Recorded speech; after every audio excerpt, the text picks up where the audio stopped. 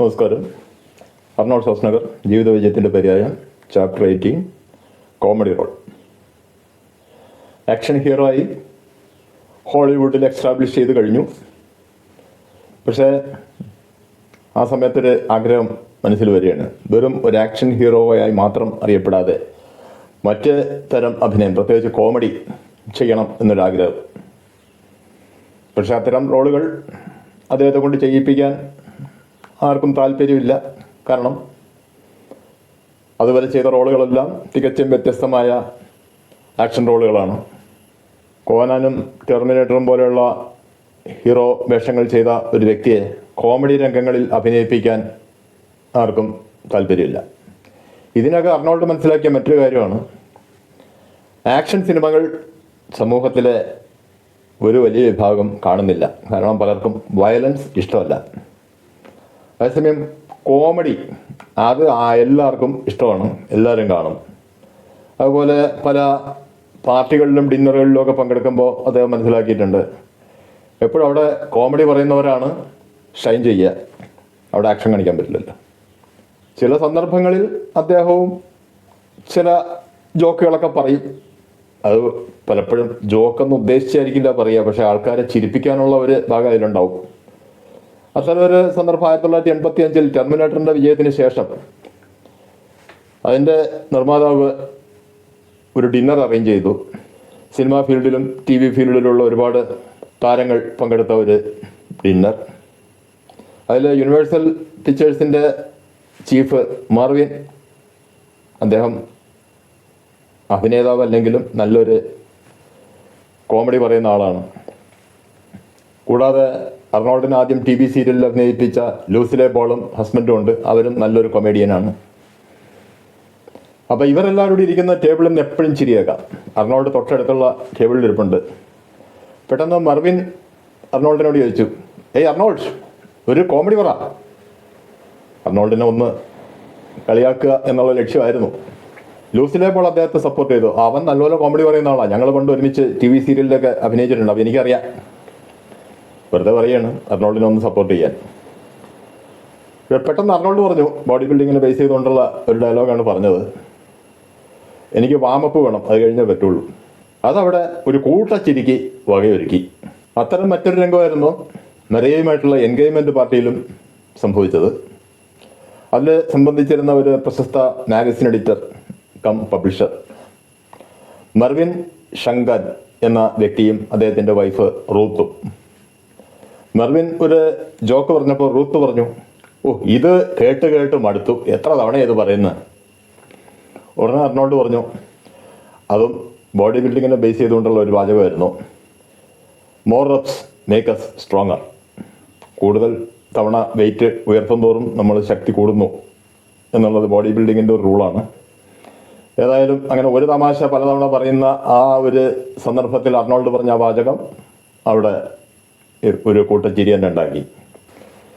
പിന്നീട് അദ്ദേഹം പ്രത്യേക ക്ഷണപ്രകാരം ഫ്രയാഴ്സ് ക്ലബിൽ മെമ്പർഷിപ്പ് എടുത്തു. അതിൻ്റെ പ്രസിഡന്റ് തന്നെ ഒരു കൊമേഡിയൻ സൂപ്പർ സ്റ്റാർ മിൽട്ടൺ ബർലി എന്ന വ്യക്തിയാണ്. കൂടാതെ അത്തരത്തിലുള്ള ഒരുപാട് കോമഡി സ്റ്റാർസ് ആ ക്ലബിൽ മെമ്പറാണ്. സത്യം പറഞ്ഞാൽ അതിൽ കോമഡി അല്ലാത്ത ഒരേ ഒരാളുള്ളത് അർണോൾഡാണ്.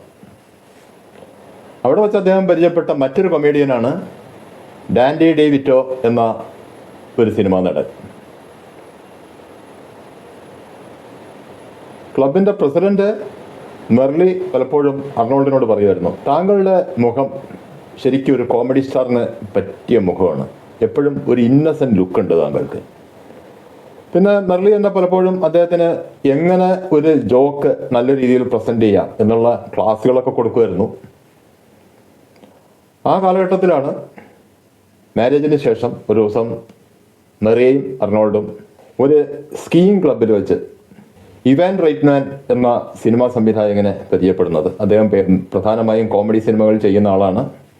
Animal house, ghost busters, legal Eagles തുടങ്ങിയ അദ്ദേഹത്തിൻ്റെ കോമഡി സിനിമകളെല്ലാം അക്കാലത്തെ സൂപ്പർ ഹിറ്റുകളായിരുന്നു. പരിചയപ്പെട്ട് അധികം വൈകാതെ ഒരു ദിവസം അദ്ദേഹത്തോട് അർണോൾഡ് ആഗ്രഹം അവതരിപ്പിക്കുകയാണ്, എനിക്ക് ഒരു കോമഡി റോൾ ചെയ്താൽ കൊള്ളാമെന്നുണ്ട്. താങ്കൾ ഉൾപ്പെടുത്തിയ ഒരു കോമഡി സിനിമ ചെയ്യണമെന്ന് ഞാനും ആഗ്രഹിക്കുന്നുണ്ട് എന്ന് ഇവാൻ മറുപടിയും പറഞ്ഞു. ആ സമയത്ത് അതിനനുസരിച്ചുള്ള ഒരു കഥയും അദ്ദേഹത്തിന് കിട്ടി. ഒരു ദമ്പതികൾ സയൻറ്റിഫിക് മെത്തഡ്സിലൂടെ ഒരു കുട്ടിക്ക് ജന്മം നൽകാൻ ശ്രമിക്കുന്നു. അതിൽ തന്നെ ഒരു പ്രത്യേക രീതിയിലുള്ള ഒരു കുട്ടിയാണ് അവർ ആവശ്യപ്പെടുന്നത്. അതായത് എല്ലാ സദ്ഗുണങ്ങളും തികഞ്ഞ നല്ല ശരീരമുള്ള ഒരു കുട്ടി. അത്തരം ഒരു മെഡിക്കൽ റിസർച്ചിൻ്റെ ഫലമായി ഉണ്ടാവുന്ന ഒരു കുട്ടിയാണ് അതിൽ അർണോൾഡിൻ്റെ കഥാപാത്രം. പക്ഷേ അതിനൊരു സൈഡ് എഫക്റ്റ് വേറെ വരുന്നുണ്ട്.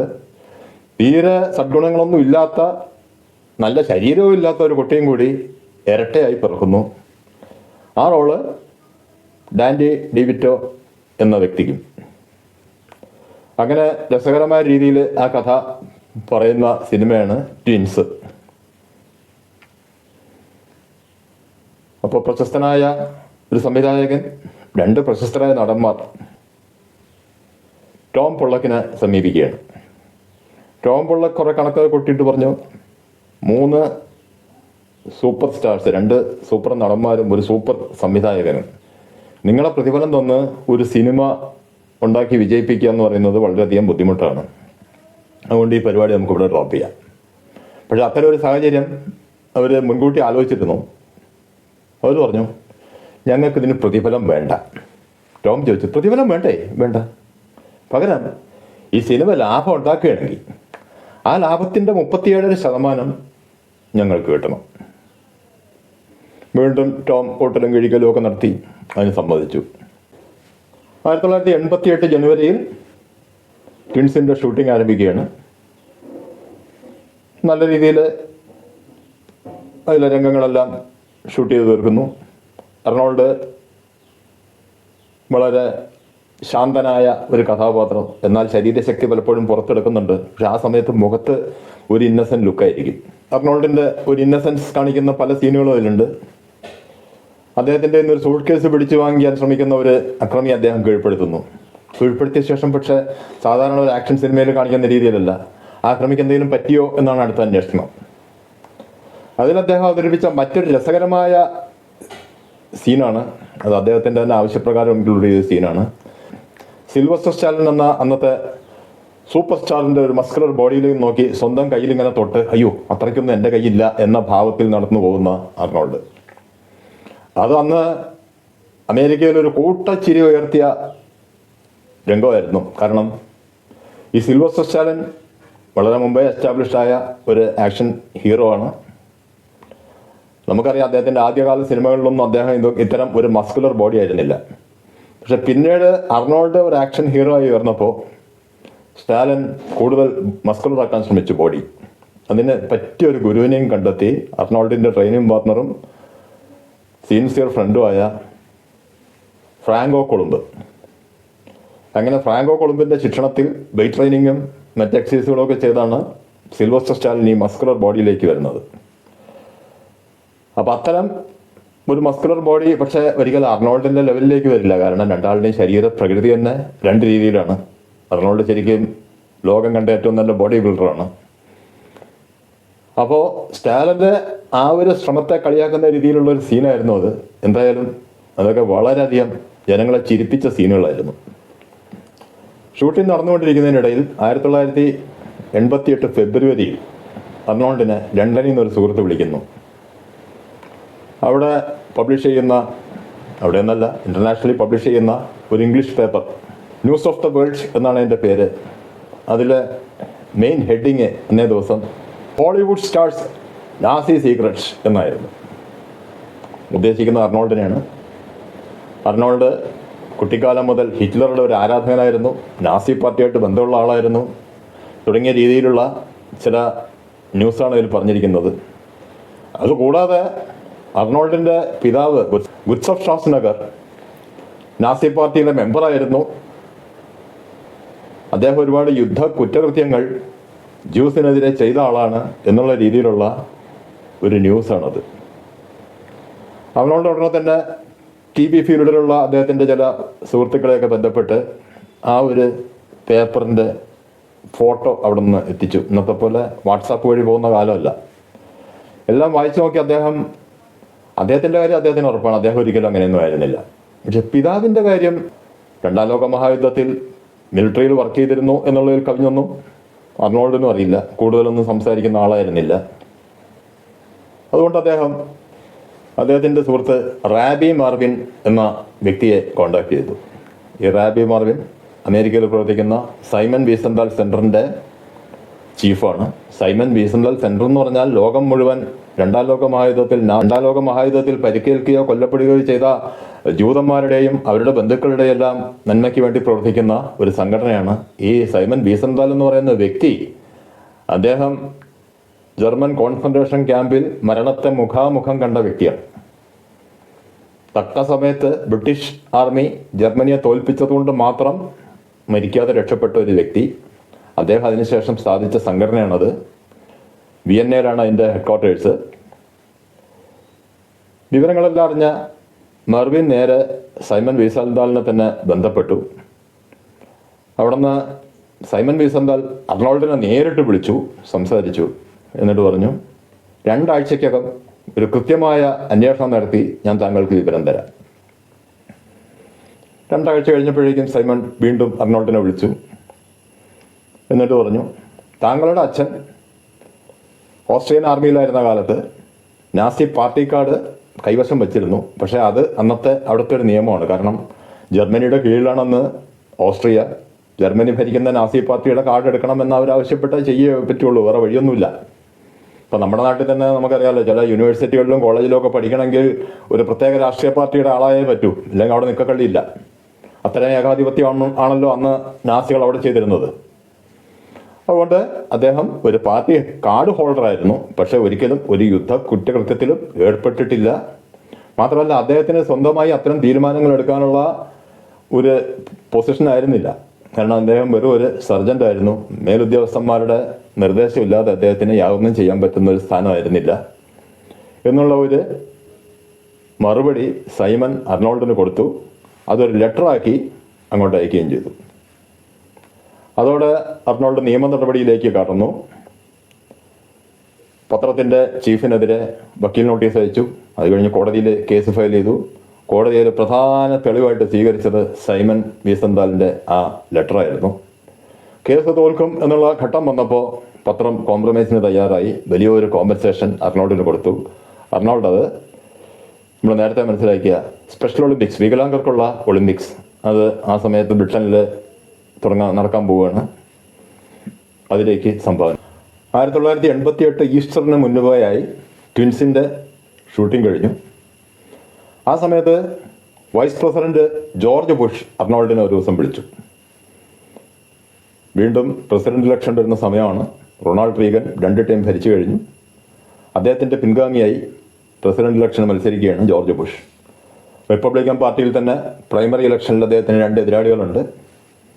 പ്രൈമറി പ്രചാരണത്തിനായി അർണോൾഡിനെ വിളിച്ചു. റിപ്പബ്ലിക്കൻ പാർട്ടിയുടെ പല ഇലക്ഷൻ ക്യാമ്പയിനിലും ബുഷിനോടൊപ്പം തന്നെ പങ്കെടുത്തു. ഒരു സ്റ്റേജിൽ വെച്ച് ബുഷ് അദ്ദേഹത്തിന് രസകരമായ ഒരു പേര് വിട്ടു, കോനാൻ ദ റിപ്പബ്ലിക്കൻ. ബുഷിനെ കുറിച്ച് ഡെമോക്രാറ്റുകാരും എതിരാളികളും ഒക്കെ ഉയർത്തുന്ന ഒരു പ്രധാന ആരോപണം, അദ്ദേഹം റീഗൻ്റെ വെറും ഒരു നിഴലായിട്ട് ജോലി ചെയ്യുന്ന ആളാണ്, സ്വന്തമായിട്ടൊരു കപ്പാസിറ്റി ഇല്ലാത്ത ആളാണ് തുടങ്ങിയ രീതിയിലൊക്കെയാണ് പ്രചരണം നടത്തുന്നവർക്കേ അറിയാം അങ്ങനെയല്ല എന്ന്. കാരണം അദ്ദേഹം രാഷ്ട്രീയത്തിലേക്ക് വരുന്നതിന് മുമ്പ് അമേരിക്കൻ രഹസ്യാന്വേഷണ ഏജൻസി CIA ഹെഡായിരുന്നു. അതുകൂടാതെ അമേരിക്കയുടെ UN അംബാസഡറായിരുന്നു. ആ രീതിയിലൊക്കെ പ്രവർത്തിച്ചതിന് ശേഷം റിട്ടയർ ആയി കഴിഞ്ഞാണ് അദ്ദേഹം രാഷ്ട്രീയത്തിലേക്ക് വരുന്നത്. ഏതായാലും പ്രൈമറി ഇലക്ഷനിൽ റിപ്പബ്ലിക്കൻ കാൻഡിഡേറ്റ്സിനെ എല്ലാം പരാജയപ്പെടുത്തി ജോർജ് ബുഷ് പ്രസിഡന്റ് ഇലക്ഷന് മത്സരിക്കാനുള്ള ഘട്ടത്തിലേക്ക് വന്നു. എതിരാളിയായി ഡെമോക്രാറ്റിക് പാർട്ടിയുടെ മസാച്യുസെറ്റ്സ് സ്റ്റേറ്റ്സ് ഗവർണർ മൈക്കൽ ഡ്യൂക്കാസിസ് എന്ന വ്യക്തി. ശക്തമായൊരു മത്സരം തന്നെയായിരുന്നു. ആ സമയത്ത് ബുഷ് നടത്തിയൊരു പ്രസംഗം പക്ഷേ അമേരിക്ക ആകെ ഒരു തരംഗമായി മാറി. ബുഷ് പറഞ്ഞു, റീഗൻ്റെ നേതൃത്വത്തിൽ അമേരിക്ക ലോകത്തിൻ്റെ ഏറ്റവും മുന്നിലേക്ക് കുതിച്ചെത്തിയിരിക്കുകയാണ്. ഇനി ഈ കുതിപ്പ് തുടരണമെങ്കിൽ നമ്മളൊരു ഹോഴ്സ് റേസ് ആലോചിക്കുക. വിജയിച്ചു നിൽക്കുന്ന കുതിരകളെ മാറ്റി ആരെങ്കിലും ദുർബലരായ കുതിരകളെ മത്സരത്തിൽ പങ്കെടുപ്പിക്കുമോ? സാമ്പത്തികമായി മുന്നോട്ട് നീങ്ങണമെങ്കിൽ റിപ്പബ്ലിക്കൻ പാർട്ടി തന്നെ അധികാരത്തിൽ വരണം. എന്തായാലും ആ ഒരു വാചകം US ജനത ഏറ്റെടുത്തു. ജോർജ് ബുഷ് വൻ ഭൂരിപക്ഷത്തോടെ വിജയിച്ചു. എതിരാളികളുടെ ചില വ്യക്തിപരമായ ആക്രമണങ്ങൾ അർണോൾഡിനിടയിൽ നേരിട്ടു. ഇലക്ഷൻ ക്യാമ്പയിനിൽ തന്നെ ഒരു ദിവസം അദ്ദേഹം നാഷണൽ റൈഫിൾസ് അസോസിയേഷൻ്റെ ഒരു ഡിന്നറിൽ പങ്കെടുക്കുകയുണ്ടായി. അവിടെ ചില എതിർപക്ഷത്തെ പത്രപ്രവർത്തകർ അദ്ദേഹത്തോട് ചോദിച്ചൊരു ചോദ്യം, താങ്കൾ കെന്നഡി ആൻഡ് ഷ്രൈവർ ഫാമിലിയിലെ മാരേജ് കൊണ്ട് ബന്ധപ്പെട്ടിരിക്കുന്നു. അർണോൾഡ് പറഞ്ഞു, ശരിയാണ്. 2 കെന്നഡിമാർ, ജോൺ എഫ് കെന്നഡിയും അദ്ദേഹത്തിൻ്റെ ബ്രദറും വെടിയേറ്റ് മരിച്ചവരാണ്. അർണോൾഡ് പറഞ്ഞു, ആ ശരിയാണ്. പിന്നെ അപ്പോൾ താങ്കൾ ഈ റൈഫിൾ അസോസിയേഷനൊക്കെ സപ്പോർട്ട് ചെയ്യാൻ പാടുണ്ടോ? റൈഫിൾസ് നമ്മുടെ സമൂഹത്തിന് ദോഷം ചെയ്യുന്ന ഒരു കാര്യമാണ് എന്നുള്ള രീതിയിലുള്ള ചില അഭിപ്രായങ്ങൾ. അർണോൾഡ് എല്ലാം ചിരിച്ചു തള്ളി. നമുക്ക് ആലോചിക്കാം എത്ര ബാലിശമാണ് പറയുന്നതെന്നൊക്കെ. കത്തി കൊണ്ട് ആരെങ്കിലും കുത്തിക്കൊന്നുകൊണ്ട് കത്തി മുഴുവൻ നിരോധിക്കാൻ പറ്റില്ലല്ലോ. അദ്ദേഹത്തിന് വ്യക്തിപരമായ ഒരു നേട്ടം എന്താണെന്ന് വെച്ചാൽ, വിവാഹത്തിന് മുമ്പേ അദ്ദേഹവും മെറിയുടെ ഫാമിലിയും തീരുമാനിച്ചൊരു കാര്യമുണ്ട്, വിവാഹം കൊണ്ട് ആരുടെയും രാഷ്ട്രീയ നിരീക്ഷണങ്ങൾ മാറാൻ പോകുന്നില്ല. ഓരോരുത്തരും വിശ്വസിക്കുന്ന പാർട്ടിയിൽ തുടരുക. അതുകൊണ്ട് പുറത്തുനിന്നുള്ള ഏഷണികളൊന്നും അവിടെ ഭരിക്കില്ല. ഇലക്ഷൻ ക്യാമ്പയിനിൽ അർണോൾഡ് ചെയ്തൊരു പ്രസംഗവും ജനങ്ങൾക്ക് ഒരുപാട് ഇഷ്ടപ്പെട്ടൊരു പ്രസംഗമാണ്. അർണോൾഡ് ഒരു വേദിയിൽ പറഞ്ഞു, നിങ്ങളെൻ്റെ ടെർമിനേറ്റർ എന്ന സിനിമ കണ്ടിട്ടുണ്ടാവും. ഇവിടെ ഞാൻ സിനിമയിൽ മാത്രമേ ടെർമിനേറ്റർ ആയിട്ടുള്ളൂ. അമേരിക്കൻ എക്കണോമിയുടെ ടെർമിനേറ്ററാണ് മൈക്കൽ ഡ്യൂക്കാസിസ്. ഇലക്ഷൻ വിജയത്തിന് ശേഷം ജോർജ് ബുഷ് നടത്തിയ ഒരു പ്രസംഗത്തിൽ അർണോൾഡിനെ കുറിച്ച് പറഞ്ഞത് ഇങ്ങനെയാണ്, എൻ്റെ കൂടെ ഒരുപാട് ധീരരായ അണികളുണ്ട്, പക്ഷെ അതിൽ ഏറ്റവും ധീരനാണ് അർണോൾഡ്. എന്നിട്ട് അദ്ദേഹത്തെ വേദിയിൽ തന്നെ അർണോൾഡ് ഇരിപ്പുണ്ട്. ഒന്ന് നോക്കിയതിന് ശേഷം തുടർന്നു, നമ്മളൊക്കെ ഇലക്ഷൻ ക്യാമ്പയിൻ കഴിഞ്ഞ് വീട്ടിലോട്ട് പോകുന്ന പോലെയല്ല അർണോൾഡ് വീട്ടിലോട്ട് പോയിരുന്നത്, കെന്നഡി ഫാമിലിയുടെ ഇടയിലേക്കാണ് പോകുന്നത് എന്നുള്ള രസകരമായ രീതിയിൽ അർണോൾഡിനെ കുറിച്ച് അദ്ദേഹം പറഞ്ഞു. റൊണാൾഡ് റീഗൻ്റെ കാലത്ത് തന്നെ അർണോൾഡിനെ നാഷണൽ പവർ ലിഫ്റ്റിംഗ് കോച്ചായി പ്രഖ്യാപിച്ചിരുന്നു. ജോർജ് ബുഷ് അധികാരത്തിലേറുന്നതിന് മുന്നോടിയായിട്ട് ഒരു തീരുമാനമെടുത്തു. അദ്ദേഹത്തെ പ്രസിഡൻഷ്യൽ ഫിറ്റ്നസ് കൗൺസിലിൻ്റെ മെമ്പറാക്കാൻ തീരുമാനിച്ചു. അതായത് പൊതുജനങ്ങളുടെ ആരോഗ്യമായിട്ട് ബന്ധപ്പെട്ട് പ്രവർത്തിക്കുന്ന ഒരു കൗൺസിലാണ്. അതിൽ രാഷ്ട്രീയമില്ല, ഗവൺമെൻറ്റിൻ്റെ ഒരു ഭാഗമാണ്. അംഗങ്ങളെ നോമിനേറ്റ് ചെയ്യുന്നത് ഗവൺമെൻറ് ആയിരിക്കുമെന്ന് മാത്രം. എന്തായാലും ഈ 2 സ്ഥാനങ്ങൾക്കും അന്ന് ഏറ്റവും യോഗ്യനായ വ്യക്തി തന്നെയായിരുന്നു അർണോൾഡ്. അല്ലാതെ രാഷ്ട്രീയം നോക്കി ആൾക്കാരെടുക്കുന്ന ഇടപാടല്ല അവിടെ. ജോർജ് ബുഷിൻ്റെ വിജയത്തിന് ശേഷം അദ്ദേഹം ഏർപ്പെട്ട മറ്റൊരു മേഖലയായിരുന്നു സ്പെഷ്യൽ ഒളിമ്പിക്സിന് കൂടുതൽ പ്രചാരം കൊടുക്കുക എന്നുള്ളത്. അതുവരെ സ്പെഷ്യൽ ഒളിമ്പിക്സ് അമേരിക്കയിലും അമേരിക്കയുടെ ചില സഖ്യരാജ്യങ്ങളിലും മാത്രം ഒതുങ്ങി വന്നിരുന്നതായിരുന്നു. അതിന് ആഗോള പ്രചാരം അർണോൾഡ് കൊടുത്തു. 175 രാജ്യങ്ങളിൽ അത് വ്യാപിച്ചു. അതിലേറ്റവും പ്രധാനപ്പെട്ടൊരു കാര്യം, അമേരിക്കയുടെ ഏറ്റവും വലിയ ശത്രുവായിട്ട് അന്നും ഇന്നും നിൽക്കുന്ന ചൈന അതിൽ വളരെ ആക്റ്റീവായിട്ട് പങ്കെടുത്തു. പിന്നീട് ഒരുപാട് വർഷങ്ങൾക്ക് ശേഷം 2007 ചൈന അതിൻ്റെ വേദിയായി. ചൈനീസ് പ്രസിഡന്റ് അതിൻ്റെ പല ചടങ്ങുകളിലും നേരിട്ട് പങ്കെടുത്തു. അത്രയും വൻ പ്രചാരം സ്പെഷ്യൽ ഒളിമ്പിക്സിന് അദ്ദേഹം നേടിക്കൊടുത്തു. ഇതിനിടയിൽ ഒരു ദിവസം അദ്ദേഹം വീട്ടിലെത്തുമ്പോൾ മെറിയുടെ ടേബിളിൽ ഒരു പോസ്റ്റൽ കവർ. അർണോൾഡ് ഒന്ന് വെറുതെ നോക്കിയപ്പം മെറിയുടെ അമ്മയാണ് അത് അയച്ചിരിക്കുന്നത്. അത് പൊട്ടിച്ച നിലയിലാണ്. അതിൽ നിന്ന് ഒരു ലീഫ്ലെറ്റ്, ഒരു പ്രിൻ്റഡ് ലീഫ്ലെറ്റ് പുറത്തേക്ക് നിൽക്കുന്നുണ്ട്. അപ്പോൾ വ്യക്തിപരമായ ഒരു ലെറ്റർ അല്ല എന്ന് അർണോൾഡ് മനസ്സിലാക്കി. അർണോൾഡ് അതെടുത്തു നോക്കിയപ്പോൾ ഒരു ഡോക്ടറുടെ പരസ്യമാണ്. ഈ സ്പെഷ്യൽ ഒളിമ്പിക്സുമായിട്ട് ബന്ധപ്പെട്ട് പ്രവർത്തിക്കുന്ന ഒരു ഡോക്ടറുണ്ട്. അദ്ദേഹത്തിന് സ്വന്തമായിട്ടൊരു ക്ലിനിക്കുമുണ്ട്. ആ ക്ലിനിക്കിൻ്റെ പരസ്യമാണ് അതിന് കൊടുത്തിരിക്കുന്നത്. അതായത് ഇൻഫെർട്ടിലിറ്റി, കുട്ടികളുണ്ടാവാത്ത ഒരവസ്ഥ. അതിന് പ്രധാനമായിട്ട് പല കാരണങ്ങളുണ്ട്. അതിലൊന്ന് പ്രത്യേകം അണ്ടർലൈൻ ചെയ്തിരിക്കുകയാണ് മറിയയുടെ അമ്മ. സ്റ്റെറോയിഡ്സിൻ്റെ അമിതമായ ഉപയോഗം അത് പലപ്പോഴും ഇൻഫെർട്ടിലിറ്റിക്ക് കാരണമാകും. സംഭവം എന്താണെന്ന് വെച്ചാൽ, കല്യാണം കഴിഞ്ഞ് 2 കൊല്ലം കഴിഞ്ഞു, കുട്ടികളില്ലാത്തത് മറ്റൊന്നുമല്ല, 2 പേർക്കും അവരവരുടേതായ തിരക്കുണ്ട്. അർണോൾഡിന് ഷൂട്ടിങ്ങിൻ്റെ തിരക്ക്, മെറിയ ആ സമയത്ത് ഒരു കരിയർ ബിൽഡ് ചെയ്തുകൊണ്ടിരിക്കുകയാണ്. NBC TV യുടെ ടോപ്പ് ലെവലിൽ നിൽക്കുന്ന ഒരു TV ആങ്കറാണ് അവർ. അത്തരം തിരക്കുകൾ കാരണമാണ് ഇത് നീണ്ടുപോകുന്നത്. പക്ഷേ മെരയുടെ അമ്മ മനസ്സിലാക്കിയത് മറ്റൊന്നാണ്. അർണോൾഡ് ഒരു വലിയ ബോഡി ബിൽഡറായിരുന്നു. അദ്ദേഹം ധാരാളം സ്റ്റെറോയിഡ്സ് ഉപയോഗിച്ച് കാണും. അതുകൊണ്ട് ഇൻഫെർട്ടൈൽ ആയിരിക്കുകയാണ്. ഏതായാലും അന്ന് വൈകുന്നേരം മെരയ്ക്കും അർണോൾഡിനും ചിരിക്കാൻ നല്ലൊരു സംഭവമായി മാറിയത്.